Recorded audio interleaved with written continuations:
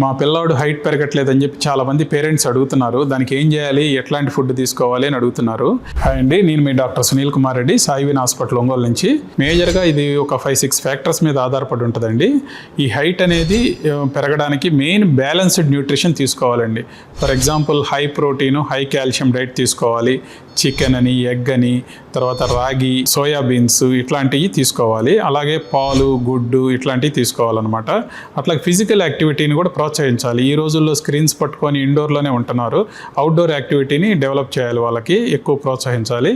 అలాగే ఇతర ఫ్యాక్టర్స్ ఏంటంటే ఏదన్నా హెల్త్ డిజార్డర్స్ అంటే physical disorders like thyroid problems ఉన్నాయి, ఇలాంటివి ఎర్లీగా ఐడెంటిఫై చేసి వాటిని ట్రీట్మెంట్ ఇప్పించుకోవాలండి. అలాగే పిల్లల్లో అడిక్వేట్ స్లీప్ అవసరం అండి. చాలామంది పిల్లలు లేట్గా పడుకుంటున్నారు, స్లీప్ సరిపోవట్లేదు. గ్రోత్ హార్మోన్ రిలీజింగ్ కానీ, మెలటోనిన్ కానీ ఇవన్నీ కూడా ఎఫెక్ట్ అవుతున్నాయి అనమాట. అందువల్ల అడిక్వేట్ స్లీప్ కూడా ఉండాల్సి వస్తుందండి.